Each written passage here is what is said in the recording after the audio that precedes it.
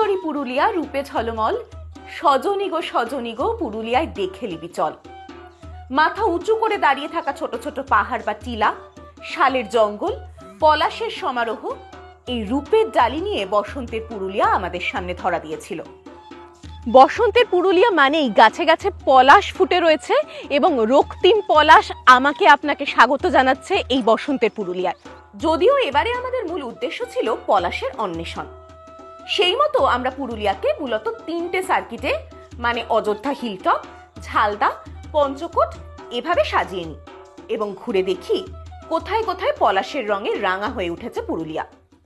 অনেকদিন পর আজকে আমরা আবার ট্যুর প্ল্যানার ব্লগ বেরিয়ে পড়েছি নতুন জায়গার সন্ধানে। অসুস্থতার জন্য দুজনেই বেশ কিছুদিন ঘরবন্দি ছিলাম, তো এবারে আমাদের গন্তব্য পুরুলিয়া এবং তার জন্য যথারীতি এসে পৌঁছে গেছি সাঁতরাগাছি স্টেশন এবং আমাদের ট্রেন রয়েছে রূপসী বাংলা 12883 রূপসী বাংলা এক্সপ্রেস। স্টেশনে পৌঁছতে দেরি হয়ে গেছে, তাই আমরা তাড়াহুড়ো করে এগিয়ে চললাম ট্রেন ধরতে। সকালে পুরুলিয়া যাওয়ার জন্য রয়েছে রূপসী বাংলা এক্সপ্রেস, বিকেলে রয়েছে রাঁচি বন্দে ভারত, আর রাতে রয়েছে চক্রধরপুর প্যাসেঞ্জার। তবে মাথায় রাখবেন বন্দে ভারত কিন্তু রাতে পৌঁছয়, চক্রধরপুর প্যাসেঞ্জার পরদিন ভোরে পুরুলিয়া পৌঁছয়।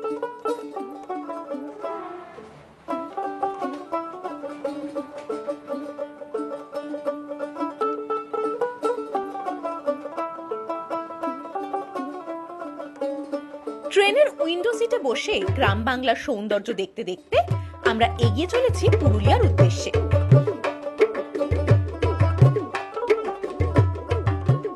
একে একে পেরিয়ে যাচ্ছি চেনা অচেনা স্টেশন।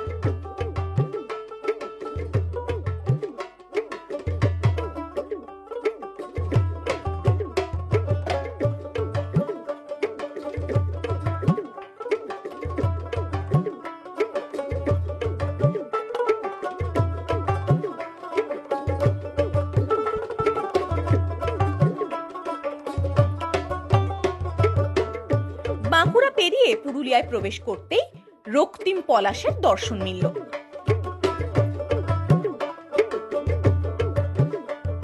12883 রূপসী বাংলা এক্সপ্রেস এখন এসে পৌঁছে গেছে তার গন্তব্যে, মানে আমরা এসে পৌঁছে গেছি পুরুলিয়া জাংশনে। এই পুরুলিয়া স্টেশন একসময়তে বেঙ্গল নাগপুর রেলওয়ের অন্তর্গত ছিল এবং 1890 সাল থেকে এই Purulia junction operational.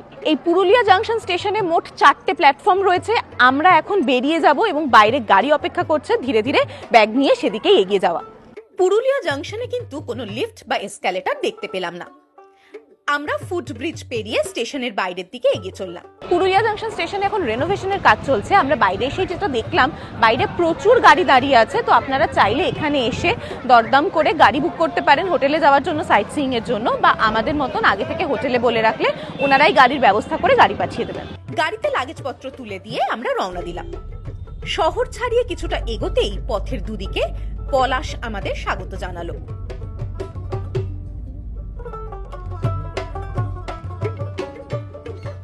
Purulia station থেকে বেরিয়ে আমরা তো গাড়িতে উঠে বসেছি, কারণ আমরা আজকে যাচ্ছি কল্যাণ ফরেস্ট রিসোর্টে।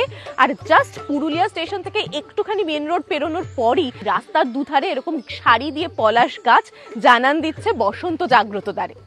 আমরা এখন সিরকাবাদ হয়ে অযোধ্যা হিলটপের দিকে এগিয়ে চলেছি।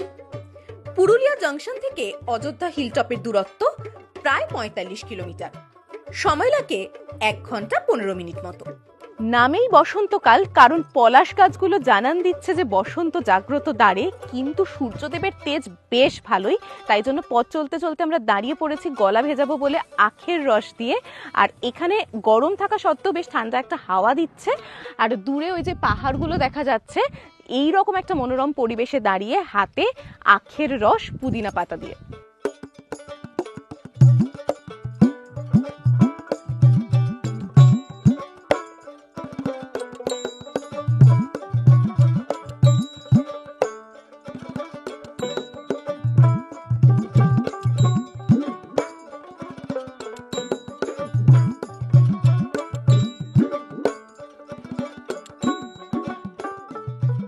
কল্যাণ ফরেস্ট রিসোর্ট যাওয়ার পথে আমরা যে জায়গাটায় দাঁড়িয়েছি এটা একটা ভিউ পয়েন্ট, এবং এখান থেকে যে ভিউটা দেখা যায় সেটা দেখুন। সামনে এরকম আঁকা বাঁকা সর্পিল রাস্তাটা দেখা যাচ্ছে, ভীষণ ভালো লাগছে। আর দূরে গাছগুলোয় কিন্তু পলাশ ফুটে রয়েছে বলে ওরকম লাল লাগছে।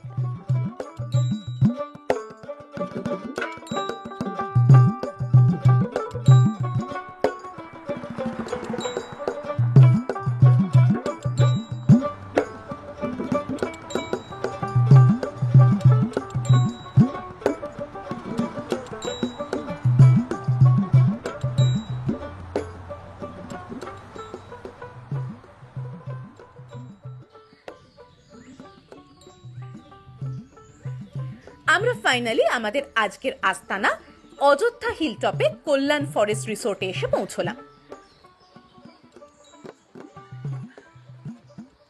আমরা এসে পৌঁছে গেছি কল্যাণ ফরেস্ট রিসোর্টে এবং উল্টো দিকে রিসেপশনে টুকটাক যে সমস্ত ফর্মালিটিস ছিল সেগুলো কমপ্লিট। আমরা এখন যাচ্ছি আমাদের রুমের দিকে। ব্যাগ অলরেডি চলে গেছে রুমে, এখন রুমে যাওয়া যাক।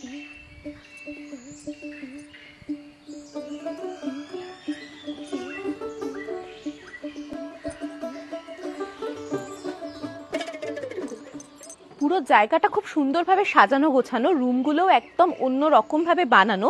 আর রুমে ঢোকার মুখে প্রথম যে বিষয়টা নজর কাটছে সেটা হচ্ছে রুমের নামগুলো। আমাদের যে ঘরটা তার নাম হচ্ছে মহুল। এরকম বেশ সুন্দর সুন্দর নাম রয়েছে প্রত্যেকটা ঘরের।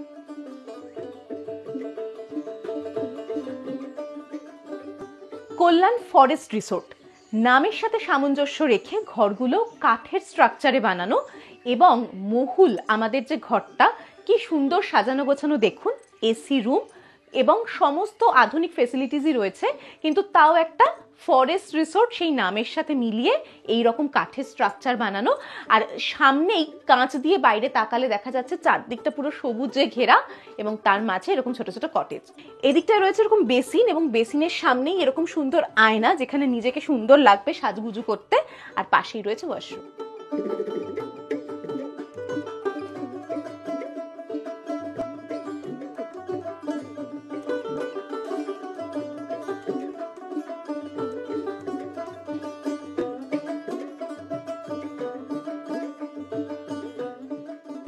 লাঞ্চ করতে চলে এসেছি ডাইনিং হলে। ডাইনিং হলটাও একদম যেরকম রুমগুলো সেরকম সুন্দর করে সাজানো গোছানো, মানে একদম প্রকৃতির কাছাকাছি আছি মনে হচ্ছে। কল্যাণ ফরেস্ট রিসোর্ট নামটার সাথে একদম মানানসই এই জায়গার ডেকোরেশনটাও। এবং লাঞ্চে আমরা আজকে ছিমছাম অর্ডার দিয়েছিলাম।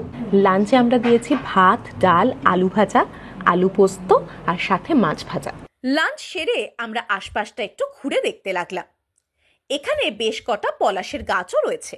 আমরা তো রয়েছি কল্যাণ ফরেস্ট রিসোর্টে, আর ঠিক তার পাশেই রয়েছে কল্যাণ ফাউন্ডেশনের কল্যাণ ফাউন্ডেশন স্কুল। আশেপাশের গ্রামের বেশ কয়েকজন বাচ্চা এখানে শিক্ষা নিতে আসে। স্কুল ছুটির পর তারা সবাই এখানে জড়ো হয় এবং আরও বেশ কিছুক্ষণ পড়াশোনা চলতে থাকে এখানে। এবং আমরা ভেতর থেকে ঘুরে এলাম। আজকে এখন ড্রয়িং ক্লাস চলছে, যে যার নিজের মনের মতন ছবি এঁকেছে, রং করছে। আমারও বেশ মজা লাগছিল ওদের সাথে মিশে গিয়ে। ওরা কোন ভাবনা থেকে ওই ছবিগুলো এঁকেছে সেটা বোঝার বেশ খানিকটা সময় ওদের সাথে কাটিয়ে এলাম। কল্যাণ ফাউন্ডেশনের এই যে একটা প্রচেষ্টা, এটাকে সত্যি সাধুবাদ জানাতে হয়। এরপর আমরা এগিয়ে চললাম হিলটপের কিছু জায়গা ঘুরে দেখার জন্য। পরন্ত বিকেলে যাত্রাপথটা অপূর্ব লাগছে।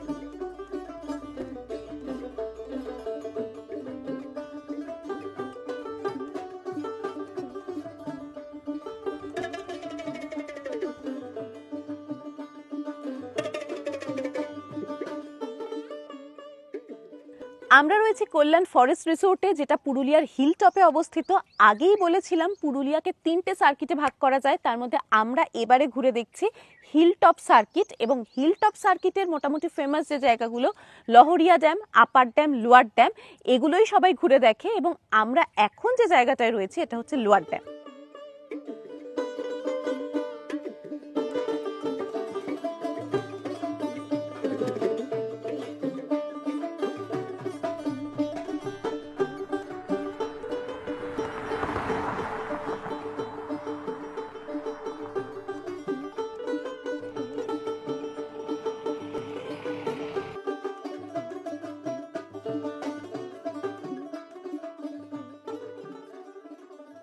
হিলটপ সার্কিটে লোয়ার ড্যামের সাথে তো আপনাদের পরিচয় করিয়ে দিলাম।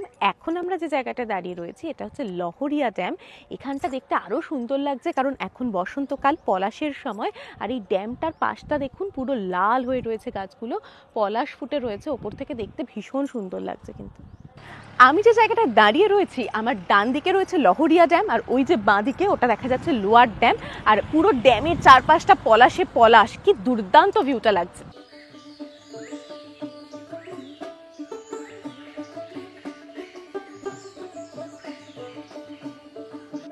এরপর আমরা আপার ড্যামের দিকে এগিয়ে চললাম।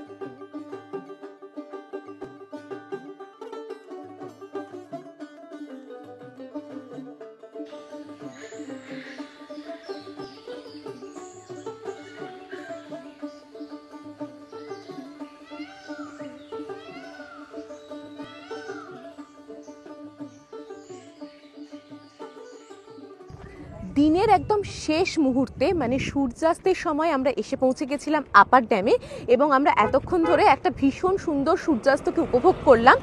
এখন ধীরে ধীরে দিনের আলো কমে আসছে, অন্ধকার নেমে আসছে, আর আমাদেরও আজকের মতন ঘোরাঘুরির পালা মোটামুটি শেষ। আরেকটু সময় কাটিয়ে আমরা রওনা দেব আমাদের কল্যাণ ফরেস্ট রিসোর্টের দিকে। অযোধ্যার আপার ড্যামটি সমুদ্রপৃষ্ঠ থেকে 495 মিটার উচ্চতায় অবস্থিত এবং লোয়ার ড্যামটি 300 মিটার উচ্চতায় অবস্থিত। এই দুটি ড্যাম জলবিদ্যুৎ উৎপাদনের জন্য নির্মিত হয়েছিল। আমরা এবার রিসোর্টে ফেরার পথ ধরলাম। রিসোর্টে ফিরতে ফিরতে সন্ধে হয়ে গেল। রিসোর্টে আলো জ্বলে উঠেছে।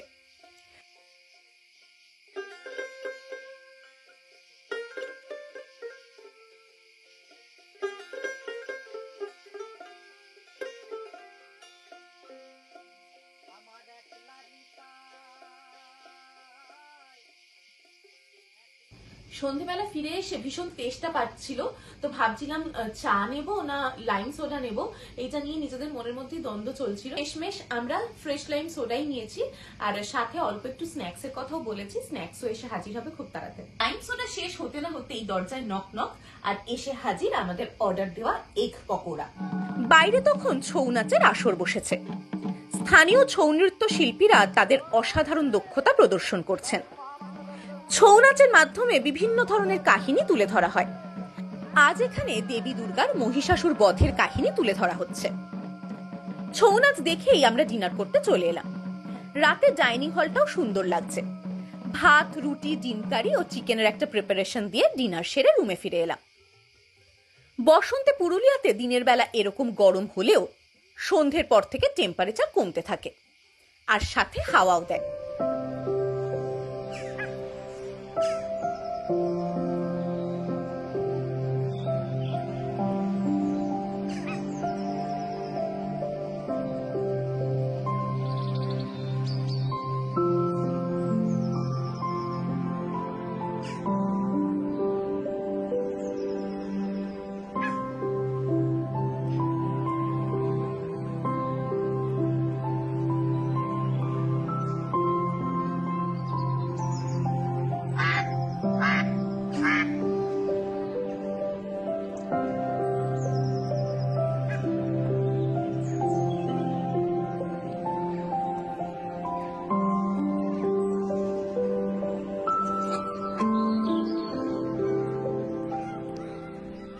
গুড মর্নিং, আমরা একদম রেডি হয়ে গেছি আর আমাদের সামনে ব্রেকফাস্ট এসে হাজির। ব্রেকফাস্ট করেই আমরা আজকে বেরিয়ে পড়বো। এখান থেকে চেক আউট করে আমরা অনেক জায়গা এক্সপ্লোর করে তারপর নতুন একটা জায়গায় আজকে আমাদের স্টে রয়েছে। সঙ্গে থাকুন, দেখতে থাকুন ট্যুর প্ল্যানার ব্লগ। স্যান্ডউইচ দিয়ে ব্রেকফাস্ট করে আমরা কল্যাণ ফরেস্ট রিসোর্ট থেকে বেরিয়ে পড়লাম।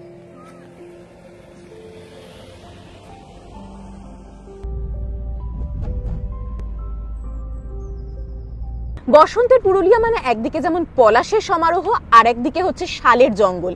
এই শালের জঙ্গল বিভিন্ন ঋতুতে বিভিন্ন রকম। এখন বসন্তের সময় মানে জাস্ট শীতকাল কেটেছে, তাই জন্য এখন শুকনো পাতা, হলুদ পাতা ঝরে ঝরে পড়ছে। ভীষণ সুন্দর লাগছে খানিকক্ষণ দাঁড়িয়ে থাকলে এরকম জায়গায়। আমরা এখন এগিয়ে যাচ্ছি মার্বেল লেক দেখবো বলে।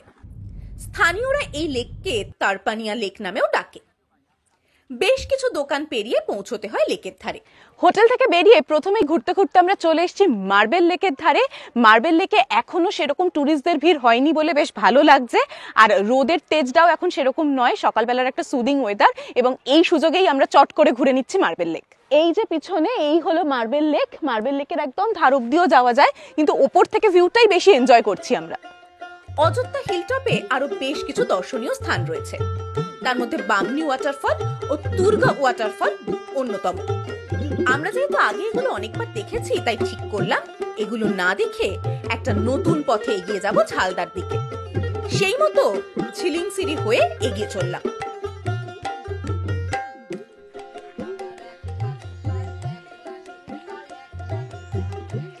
আমরা এখন এসে পৌঁছে গেছি খয়রাবেড়া ওয়াচ টাওয়ারের কাছে। আমরা এসছি বসন্তের পুরুলিয়াকে দেখতে, মানে পলাশে ঘেরা পুরুলিয়াকে দেখতে, কিন্তু এরকম সময় শালের জঙ্গলের মাঝে এরকম একটা ওয়াচ টাওয়ারকে কোনোভাবেই মিস করা যায় না।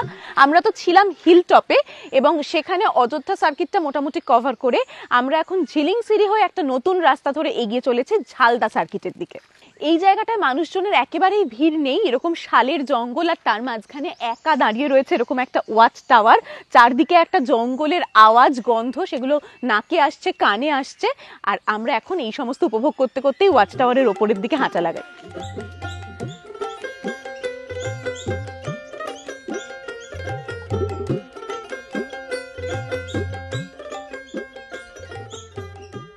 ওয়াচ টাওয়ারের লোকেশনটা এত সুন্দর, নিচ থেকে দেখেই তো বেশ সুন্দর লাগছিল, মন ভরে গেছিল।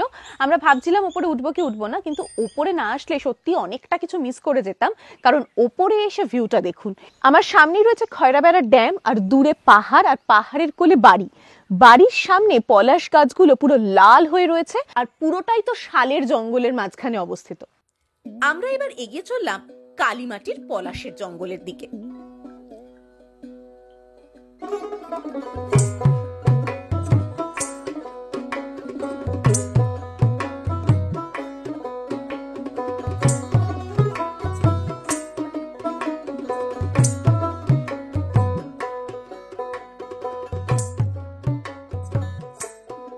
বসন্তের পুরুলিয়া মানে পলাশ দেখতে আসা, পলাশের লালিমায় নিজেকে হারিয়ে ফেলা, একটা আত্মহারা পাগল পাগল ভাব। এরকম পলাশ এখন পুরুলিয়ার বিভিন্ন জায়গায় ছড়িয়ে রয়েছে। আর আমরা যে জায়গাটায় এখন রয়েছি এটা হচ্ছে ইচাক মোড়ের কাছে। চারদিকটা দেখতেই পাচ্ছেন, প্রতিটা গাছ পুরো পলাশে ঢেকে রয়েছে। সুন্দরী কমলা চরণে নূপুর রিনি ঝিনি কইরা বাজে রে ভালো কইরা বাসঙ্গ তারা সুন্দরী কমলা নাচে।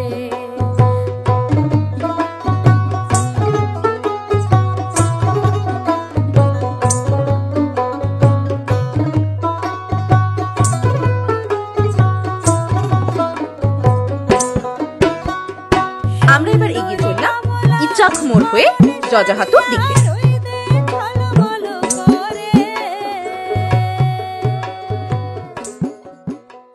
যেদিকেই তাকানো যায় লালে লাল ডালে ডাল পলাশ শিমুল, আর আমিও তাই নিজেকে সাজিয়ে তুলেছি একদম লাল রঙে।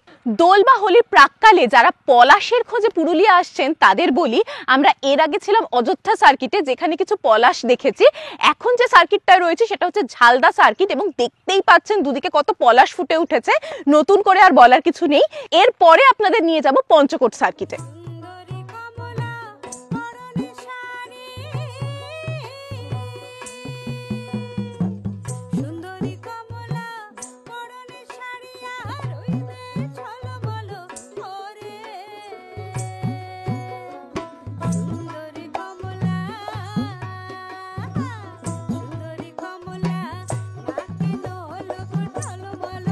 আমরা এবার ঝালদা থেকে এগিয়ে চললাম দেউলঘাটার দিকে।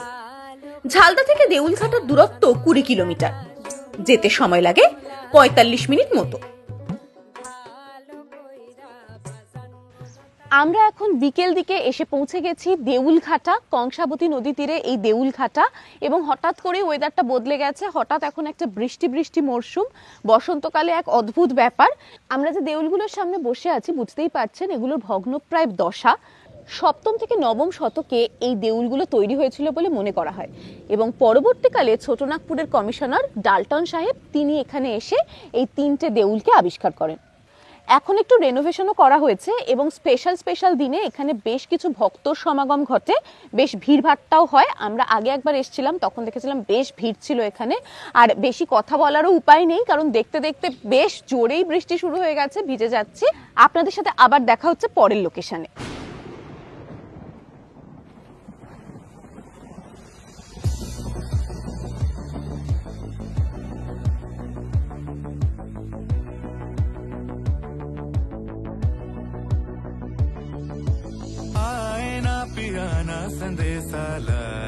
আমরা এবার এগিয়ে চললাম পঞ্চকোট সার্কিটের দিকে। আজ আমরা থাকবো বরন্তিতে। দেউলঘাটা থেকে বরন্তির দূরত্ব প্রায় 90 কিলোমিটার, যেতে সময় লাগে 2.5 ঘন্টা মতো। বৃষ্টি মাথায় নিয়ে সন্ধ্যায় আমরা বরন্তি এসে পৌঁছলাম।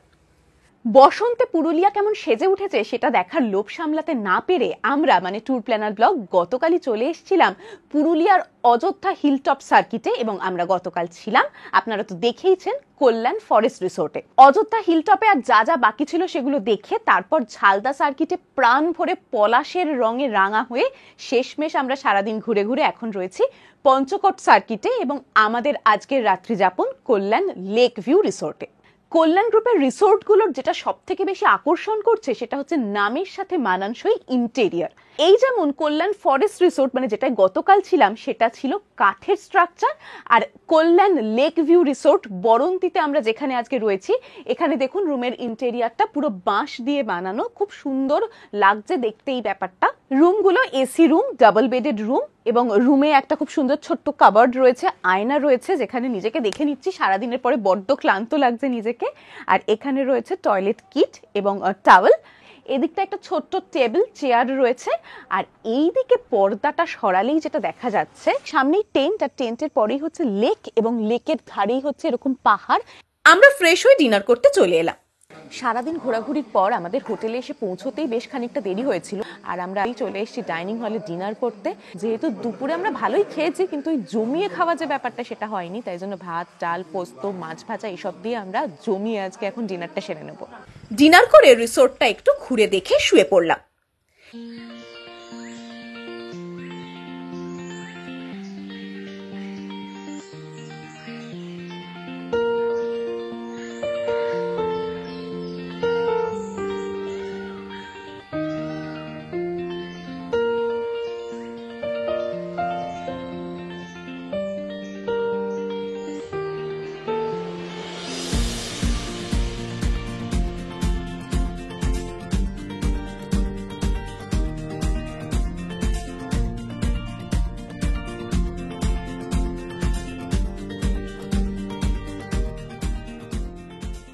গুড মর্নিং, আপনাদের সাথে আমার এই এখন দেখা হচ্ছে ব্রেকফাস্ট সামনে এসে হাজির, ব্রেকফাস্ট টেবিলে আপনাদের সাথে দেখা হচ্ছে।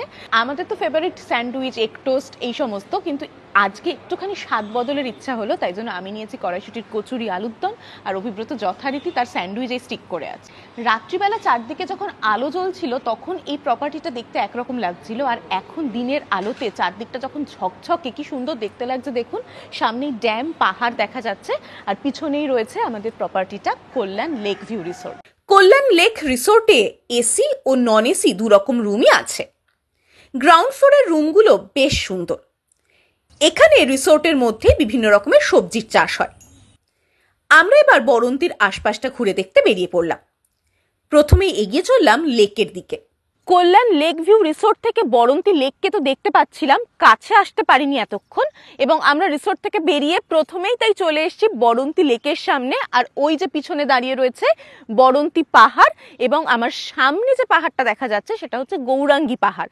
চারদিকে এরকম পাহাড়, পাথুরে জায়গা, এবং তার মাঝখানে এত সুন্দর একটা টলটলে জলে ভরা বরন্তি লেক। বরন্তি লেকটাকে গোল করে তিন দিকেই পাহাড় অবস্থিত। আমরা এবারে লেকের পার ধরে এগিয়ে চললাম। আমাদের সামনে যে গৌরাঙ্গী পাহাড় ছিল, যেটার সামনে আমরা দাঁড়িয়ে কথা বলছিলাম, এখন দেখুন আমাদের ঠিক পিছনে ওই যে লেকের পিছনে মাথা উঁচু করে দাঁড়িয়ে আছে যে পাহাড়টা, সেটাই হচ্ছে সেই গৌরাঙ্গী পাহাড়। আর বরন্তি পাহাড় আমাদের সামনে, মানে আমরা এরকম পুরো গোল করে একটা ঘুরে নিলাম। আর একটা যেটা ব্যাপার, বরন্তি মানেই কিন্তু মনে হয় সেই সানসেট, আর সানসেটের সময়তে এই রকম জায়গাতে দাঁড়িয়েই অসাধারণ যে ভিউগুলো আমরা দেখি এখান থেকেই পাওয়া যায় সেই ভিউ। বরন্তি লেকের একদিকে রয়েছে বরন্তি পাহাড়, আরেকদিকে গৌরাঙ্গী পাহাড়, আরেকদিকে রয়েছে পোড়লি পাহাড়, আর এই পাহাড়গুলোর পাদদেশে রয়েছে বিস্তীর্ণ পলাশের জঙ্গল। আমরা সেই পলাশের জঙ্গল দেখার জন্য এগিয়ে চললাম বরন্তি থেকে 5 কিলোমিটার দূরে অবস্থিত ভেটি গ্রামের দিকে। আর পৌঁছে পলাশের রূপ দেখে মুগ্ধ হলাম। যতদূর চোখ যায় শুধু লাল পলাশ আর পলাশ। দূরে মাথা উঁচিয়ে দাঁড়িয়ে রয়েছে ছোট ছোট পাহাড়। এক অপূর্ব দৃশ্য। এখানে বেশ কিছুটা সময় কাটিয়ে আমরা হোটেলে ফিরে এলাম লাঞ্চ করার জন্য। লাঞ্চ রেডি হতে হতে কল্যাণ লেক রিসোর্টের টেন্টগুলো একবার ঘুরে দেখে নিলাম। টেন্ট থেকে সামনের পাহাড় ও লেকের ভিউটা খুব সুন্দর। টেন্টগুলো এসি এবং ইন্টেরিয়ারও বেশ ভালো। টেন্ট লাগোয়া চেঞ্জিং রুম ও বাথরুম রয়েছে। খাবার রেডি, তাই ডাইনিং হলে চলে এলাম। বরন্তির চারপাশটা ঘুরে আমরা আবার ফিরে এসেছি আমাদের হোটেলে, মানে কল্যাণ লেক ভিউ রিসোর্টে। এবং এখন আমরা চলে এসেছি লাঞ্চ করব বলে। লাঞ্চে আমরা প্রতিদিনই ছিমছাম খাবার অর্ডার দিচ্ছি। আজকেও রয়েছে ভাত, ডাল, আলু ভাজা। আর আজকে আমরা পোস্ত থেকে একটু সরে অর্ডার দিয়েছিলাম মিক্সড ভেজ, সাথে রয়েছে মাছ ভাজা, সেটা আসছে এখন। এবার কল্যাণ লেক রিসোর্টকে বিদায় জানিয়ে আমরা গড় পঞ্চকোটের দিকে এগিয়ে চললাম। বরন্তি থেকে গড় পঞ্চকোটের দূরত্ব প্রায় 14 কিলোমিটার। আমরা মানে ট্যুর প্ল্যানার ব্লগ এখন এসে পৌঁছে গেছি গড় পঞ্চকোটে এবং আমরা এখন রয়েছি পঞ্চকোট পর্বতের পাদদেশের রাস মন্দিরে। শেখর বংশের রাজা কীর্তিনাথ শেখর তার রাজধানী একসময়তে পাড়া থেকে এই পঞ্চকোটে স্থানান্তর করেন। তারপরে মোটামুটি শেখর বংশের প্রায় 30 জন রাজা 800 বছর ধরে এখানে রাজত্ব করেছিলেন এবং তাঁদেরই সময়তে এই সমস্ত স্থাপত্যগুলো গড়ে ওঠে। এখন এই জায়গাটার বেশিরভাগ অংশই ধ্বংসস্তূপে পরিণত হয়েছে, তার মধ্যে কিছু জায়গায় রয়ে গেছে, যেরকম রাস মন্দির এখনো দাঁড়িয়ে রয়েছে এবং সেখানে রেনোভেশনের কাজ চলছে। আরো কয়েকটি জায়গা ছড়িয়ে ছিটিয়ে এখানে রয়েছে, সেই সময়ের সাক্ষী বহন করছে সেই জায়গাগুলো, সেই নিদর্শনগুলো, সেগুলো আমরা ঝট করে একবার ঘুরে দেখব। এরপর এখানে এক দিদির থেকে ফ্রুট স্যালাড কিনে পুরুলিয়াকে বিদায় জানিয়ে আসানসোলের দিকে এগিয়ে চললাম। আসানসোল থেকে ভলভো বাস ধরে এগিয়ে চললাম বাড়ির উদ্দেশ্যে। ভিডিওটি ভালো লাগলে প্লিজ লাইক ও কমেন্ট করবেন। আমাদের চ্যানেলটি এখনো সাবস্ক্রাইব করে না থাকলে এখনই সাবস্ক্রাইব করে বেল আইকনে ক্লিক করে দিন সমস্ত নোটিফিকেশন সবার আগে পাওয়ার জন্য। সঙ্গে থাকুন, দেখতে থাকুন ট্যুর প্ল্যানার ব্লগ।